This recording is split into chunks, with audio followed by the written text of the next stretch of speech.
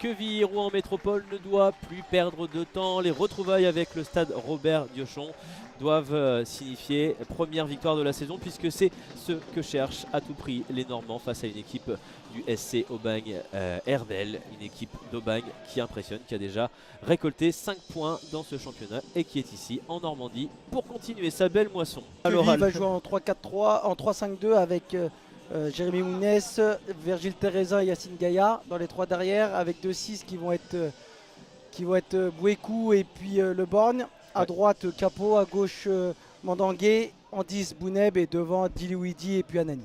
L'équipe maintenant d'Aubagne Herbel, la composition concoctée par Gabriel Santos cette fois.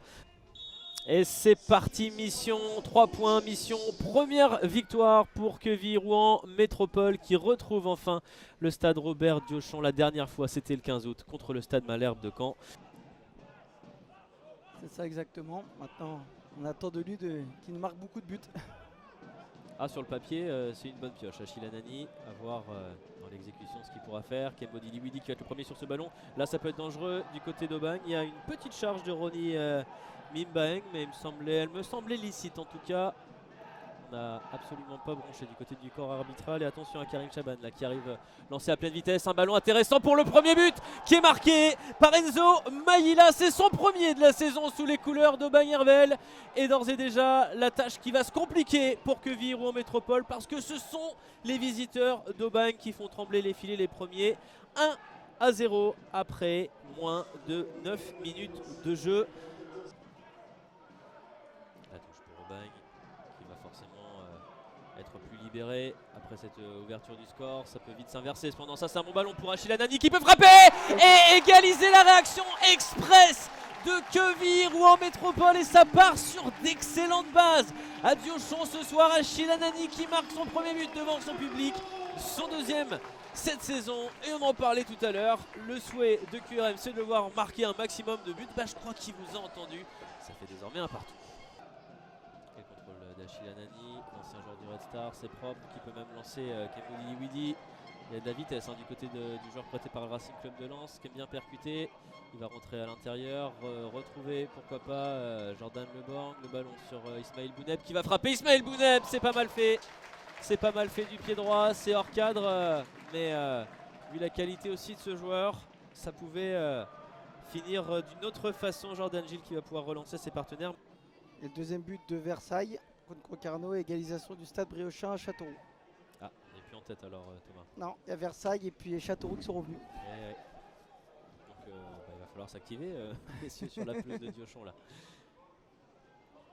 Karim Chaban, vraiment il est intéressant dans cette partie. Karim Chaban qui expédie une frappe. Il a quasiment tout fait tout seul ici. Il déclenche du droit et Kane Bonnevie cette fois-ci bien heureux de voir le ballon hors cadre. Mohamed Amek pour relancer ses partenaires. On est assez nombreux à avoir fait le voyage là jusqu'aux avant-postes. Et la tête qui va peut-être pouvoir revenir. Le sortie de Kane Bonnevie, c'était une tête de Mohamed Nehari, bien senti. Kane Bonnevie qui n'a pas pris de risque, qui a fait le ménage. Le ballon qui est toujours vivant entre les pieds de Aubagne Herbel. Et Aubagne qui finit pas mal là, sans faire trembler Kane Bonnevie. Le ballon qui a été essentiellement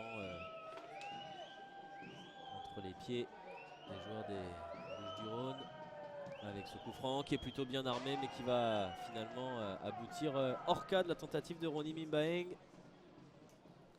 le Camerounais qui a essayé d'y aller du gauche là, qui a été remplacé. Et Pierre Patron, Pierre Patron qui est parti ce matin en direction de Concarneau. Ça a été annoncé tout à l'heure en exclusivité par David Carré. On lui posait pas la question pourtant. Vous voyez, on va suivre cette action parce que là il y a danger avec Capo Silva qui part au plus près. C'est la frappe derrière de Mohamed Amek. Et à nouveau les occasions, dès qu'on a la possibilité d'armer un centre, on ne tergiverse pas. C'est vraiment loin de là, qui a brillé en N3 l'année dernière. Il faut passer le palier, le double palier. Et oui, j'ai pu comprendre que la reprise en R1 c'était bien passé. Oui. Félicitations avec un peu de retard. Merci. À la tête ça peut être intéressant et dangereux. On vient boxer du côté de Jordan Gilles. Mais il y a un coup de sifflet de monsieur Bovolenta. J'ai oublié qui était votre adversaire en R1 ce week-end. Lisieux. Ah, c'était Lisieux, promu. Député version banc en fait. Donc peut-être que ça va. Je crois que c'est Kassim Memdaouma qu'on voit là-bas avec la chasuble rose. Ballon pour Mehdi Moujetski, on va revenir au jeu. On va surveiller ça. C'était peut-être vraiment qu'un choix. Hein. Le ballon avec un pied haut, le ballon qui reste en vie. La frappe de Mehdi Moujetski en première attention. Voilà ce qu'il a manqué depuis une bonne partie du match. Un petit peu de spontanéité et le flair d'un buteur, Mehdi Moujetski, qui il sait hein, à ce moment-là qu'il va frapper. Sur Sangabi, Madaou, Mohamed Abdallah, Christopher Roca qui va être un peu moins offensif effectivement maintenant. Ils sont repassés à 4 derrière. On vient de voir son efficacité défensive, il n'y a pas grand chose à redire. C'est un nouveau superbement bien joué. Ce contrôle de Karim Chaban, c'est le joueur le plus en vue depuis ce début de match. Et ce but incroyable de Karim Chaban. On était tous spectateurs sur ce geste formidable. Et le passeur décisif sur le premier but qui se révèle être buteur dans ce deuxième acte. Quel but, quel lob. Kane Bonneville s'y attendait pas. Personne ne s'y attendait. Je sais pas s'il a voulu le faire Karim Chaban, mais en tout cas il l'a fait. Ça fait but et ça fait 2-1. Christopher Roca sur le dos, impeccable. Christopher Roca sur ce tacle, lui aussi un grand bonhomme de cette partie. On insiste du côté de QRM avec ce déboulé, le ballon plein axe sur Jordan Leborg. Pourquoi pas la frappe de Jordan Leborg, pourquoi pas la reprise de volée magnifique. Elle est stoppée finalement par Jordan Gilles, position de hors-jeu. Mais Noah Dekalom avait déclenché quelque chose d'assez exceptionnel là. Et super arrêt quand même du gardien. Dans ce duel entre QRM et Aubagne pour l'instant, c'est Aubagne qui rafle la mise et Aubagne qui va glaner. Et deuxième carton jaune. Ah, deuxième carton jaune pour Yacine Gaïa. Ouais, tout à fait. Non. Oh, l'arbitre a enlevé la main. Ouais, je pense qu'il s'en est rappelé. Ouais, je pense. Ça aurait été sévère de prendre carton rouge effectivement sur. Eh oui, c'est le deuxième. Il va le prendre en fait. Il va le prendre quand même. Ouais. Voilà. Pas fait énormément de fautes. Hein.